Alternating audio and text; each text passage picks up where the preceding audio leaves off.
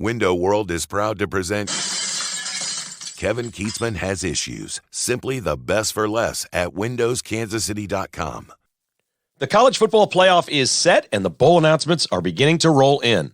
Welcome to KKHI Weekend. After a big weekend of college football championship games, we now know the fate of TCU from the Big 12. They make the college football playoff, just one of 14 schools to ever make it into this format.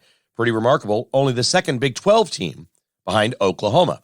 So, how are they all seeded? Georgia's your 1 seed. Ohio State's the 4. They'll meet each other. Michigan is the 2 seed. TCU is the 3 after losing to Kansas State 31-28 in overtime on Saturday. So there is your college football playoff all set and ready to go.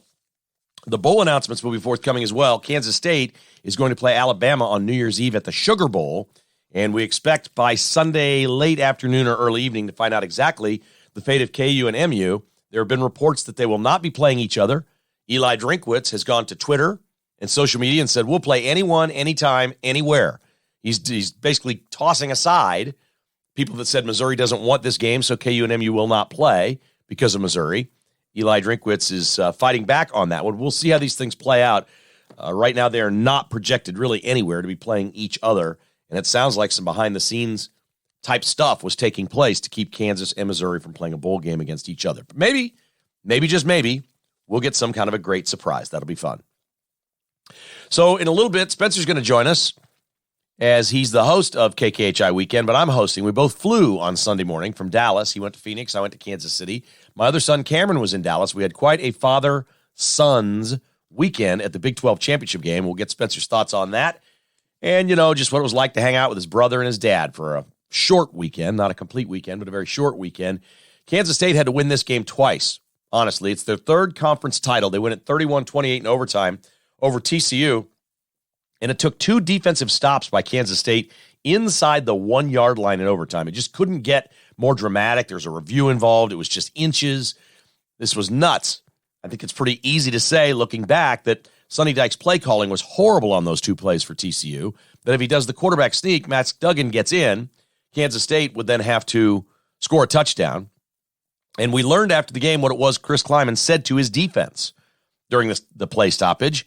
He said, it doesn't matter what happens here, guys, whether TCU scores or not, because we're going to score a touchdown and we're going to get a 2-point conversion. We're going to win either way. And he looked at his defense and says, of course, you can just win it for us by stopping them. And that's exactly what the Kansas State defense did. Outstanding play. Will Howard was 18 of 32 for 199, a couple of touchdowns and a score on the run. Deuce Vaughn had the one big run for a touchdown, was the game's MVP, 26 carries, 130 yards. But Max Duggan, as we were walking out of the game yesterday, we were all talking about if you were ever going to give a most outstanding or most valuable player in a game to someone that didn't win, Max Duggan for TCU would have been it. He was battered, beaten, and bloodied all over that field. K-State threw the kitchen sink at TCU in a very physical defensive performance by the Wildcats, and you could see it. Duggan just exhausted at the end of the game. I was surprised to see him break down after the game in tears that he was so disappointed that they did not win the Big 12 championship. I thought that was a little interesting because we knew that they were playing for the college football playoff as well, but just an incredible scene that they were that crushed to lose to Kansas State. I didn't expect that kind of reaction after the game, but after watching Max Duggan and the way he played and everything that he put forth in that game, you can understand how committed he was and how much he poured into that game. We'll go over that, all the festivities around it, the bowls, the playoff, the entire thing with Spence coming up in just a couple of moments. KKHI Weekend is brought to you by Cornerstone Property Management and Home Buyers. We don't think your house is ugly. Those ugly house guys, you spend a lot of money on advertising, so, let's piggyback off that. My guy, GWL, does not think your house is ugly. He'll buy it. You want a cash offer? Go to homewithcornerstone.com. It's Cornerstone Property Management and Home Buyers. Again, online at homewithcornerstone.com. If you got rental properties and you're tired of messing with them and you can't collect the rent and you don't like the people that are living in your place, let GW and his team do this for you. Cornerstone Property Management will make your house work for you. Cornerstone Property Management and Home Buyers. Online, homewithcornerstone.com. And Daniel and his team at Earth Effects Outdoor Living. EEOutdoor.com is the website. If you're looking for some great lawn care service or just landscaping projects next spring, make the call right now. We were just talking about it earlier today when I got home. We need to we're going to have Daniel come out and put some little shrubby trees up because our neighbors are building a pool back there and we kind of don't want to see it.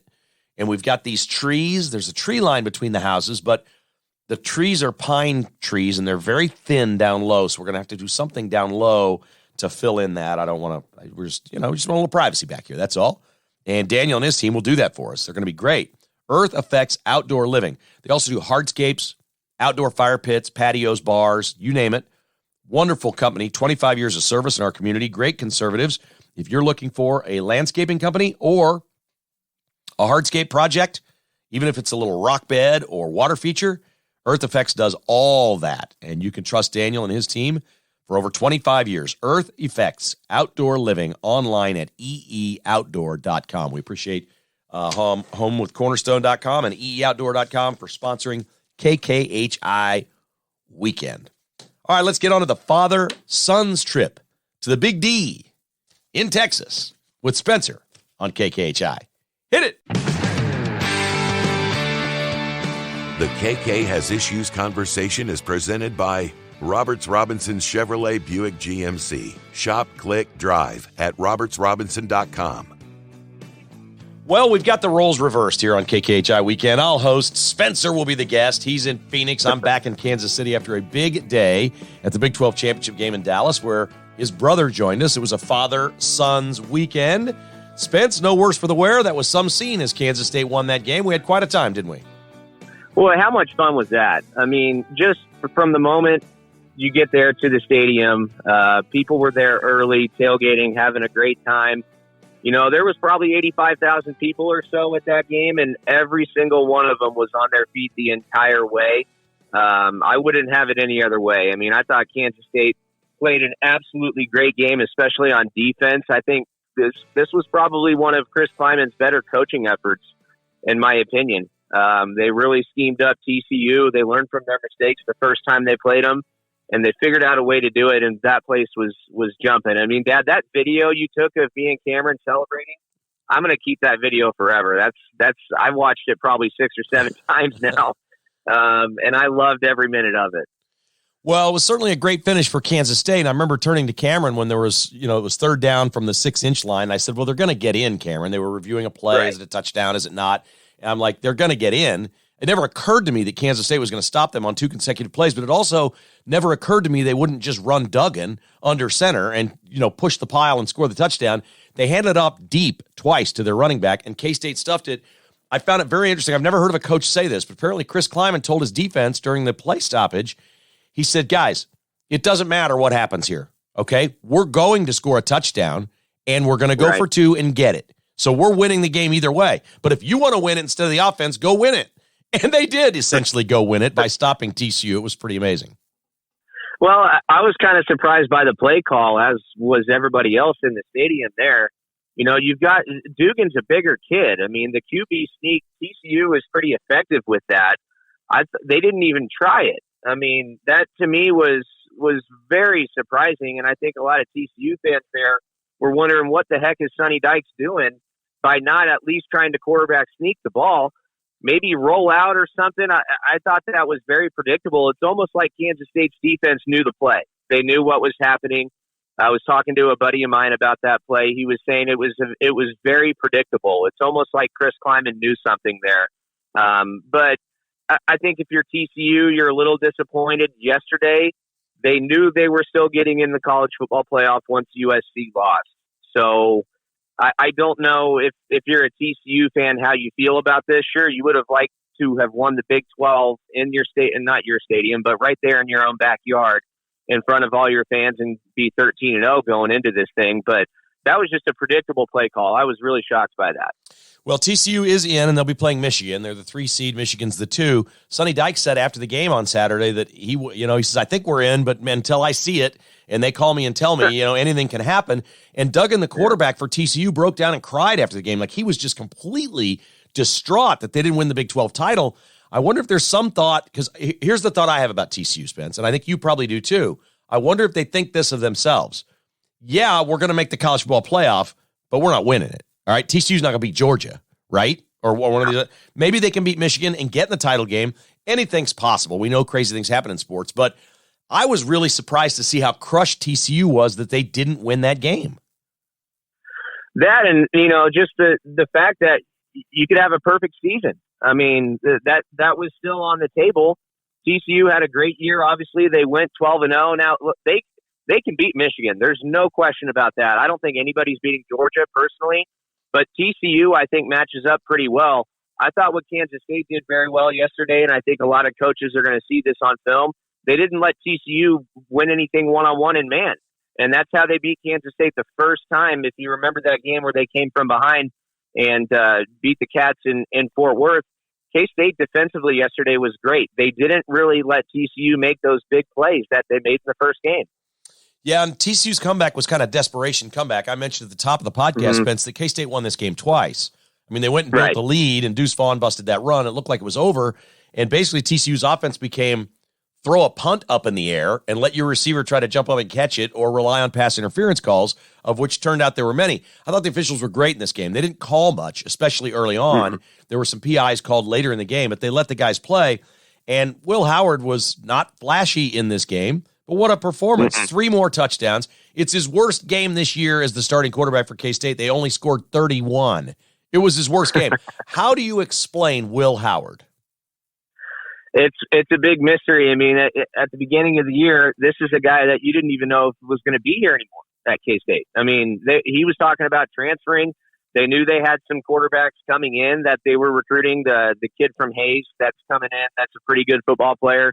So if you're Will Howard, they bring in a 5th-year transfer from Nebraska, and then they go recruit probably the most highly touted quarterback to come out of Kansas in a long, long time, and they get him there. So he's like, well, am I even going to have a spot? Am I even going to be able to play football here? Do I need to transfer back home to Pennsylvania and go play somewhere else? I mean, it's just a roller coaster of a year for Will Howard. And he, like you said, he wasn't flashy yesterday, but that throw he hit Garcia in the end zone was an absolute bullet. I mean, he put that throw in an absolutely great spot. He played well, didn't make any big mistakes. I mean, like you said earlier, that was a pretty clean game for the most part yesterday. There was a couple turnovers and stuff, but there weren't that many penalties. And I thought that it just, all that added up to being probably the best college football game I've seen in person in a very, very long time. Well, it certainly was entertaining, and Deuce Vaughn was very good in the game. 26 carries for 130 yards, was the most outstanding player. Max Duggan on the other side for TCU. Spence, I don't know. I think it's probably been since Cullen Klein maybe 10 years ago that I have seen a quarterback get this pounded. I mean, this was like a Rocky movie. Oh, yeah. It was like a freaking Rocky movie. The guy was bleeding and battered, and he just kept coming back, and he was exhausted, and his teammates had to pick him up off the ground. I mean, it was – that kid is tough, man. I mean, that was one of the toughest performances I've ever seen by anybody. You can tell he was a little shaken up towards the end there. It kind of had the vibe of like Justin Herbert at Arrowhead earlier this year, if you remember that when he was banged up. The Chiefs knocked him around, and he had to stay in and basically play through the pain just for the Chargers to have a chance. It was the same thing yesterday with Duggan and TCU. I mean, that kid, he's tough as nails. There's no question about that. And that's also a quarterback. You had 2 quarterbacks in that game yesterday that didn't even know if they were going to be playing for their schools this year. Right. And because he goes into the season not knowing if he's TCU starter or not. That is absolutely wild. You just don't hear about things like that very often. No, neither one of them started the first game for their teams. They were both the number 2 quarterback coming out of camp. So, all right, I've asked everybody this question that is a K-Stater or K-State fan. I don't know how to summarize this year. You're going to know by the question where I stand, and I've said on the podcast where I stand.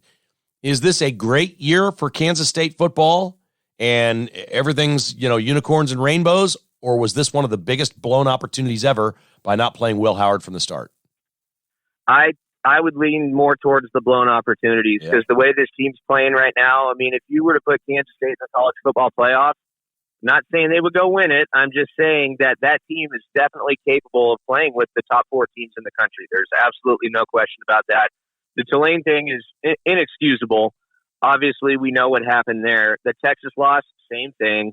I mean, It really does stink because you look back on this year, this Kansas State team could easily be 11-1 and being in TCU's spot in January instead of where they are now, which is great.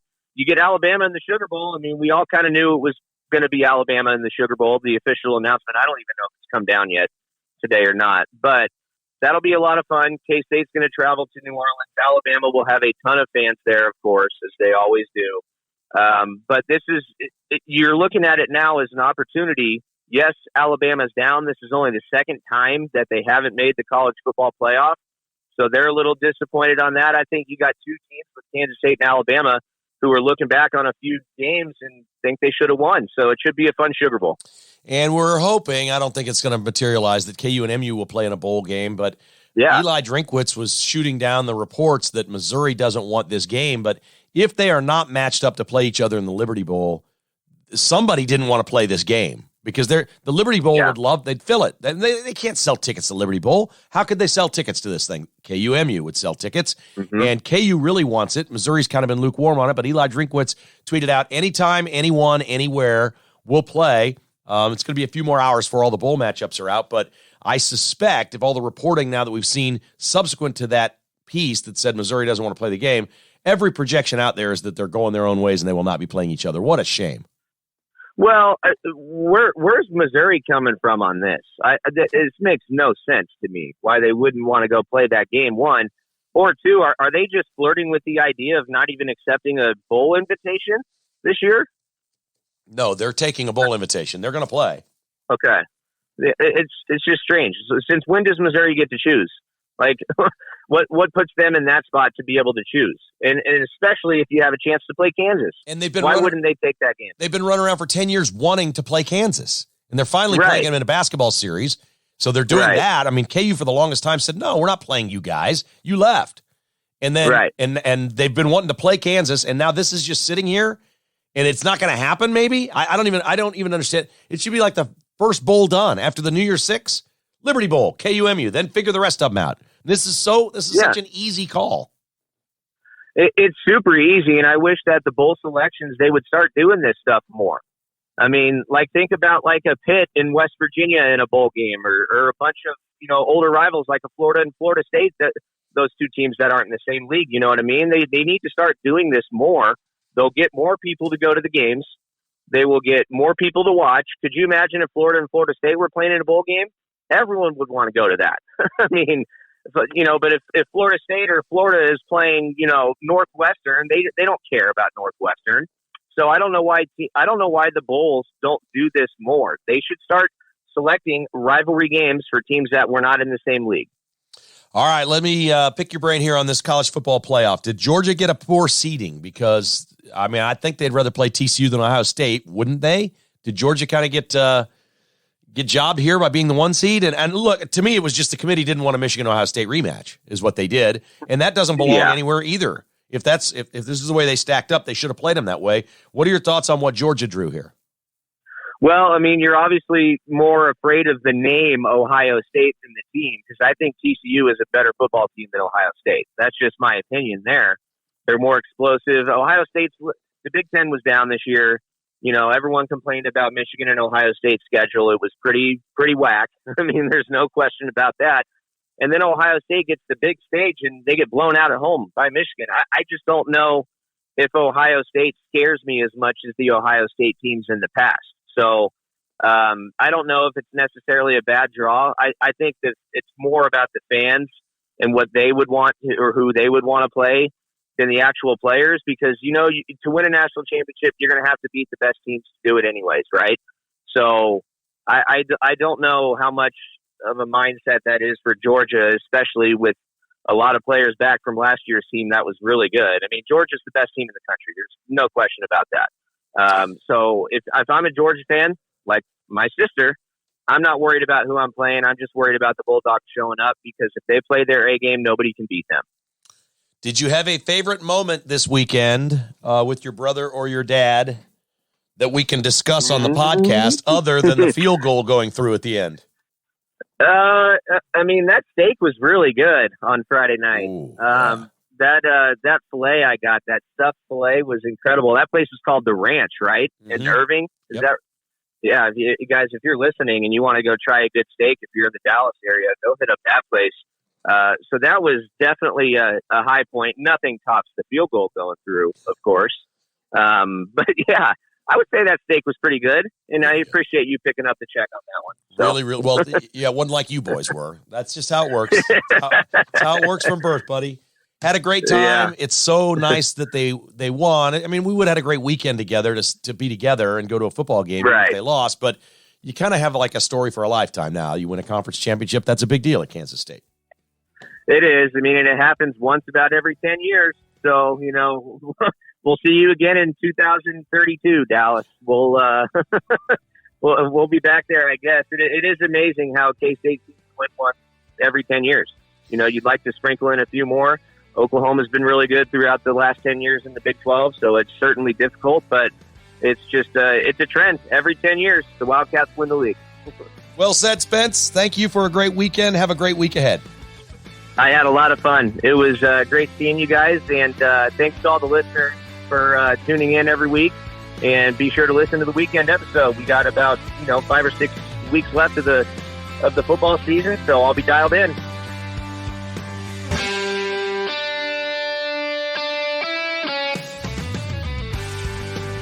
Thanks for listening to Kevin Keatsman Has Issues, presented by Roberts Robinson Chevrolet Buick GMC. To get exclusive patrons-only podcasts, receive a weekly newsletter, and attend in-person patrons-only parties, visit KKHasissues.com and become a patron today. This has been a production of Crooked Tail Media Incorporated.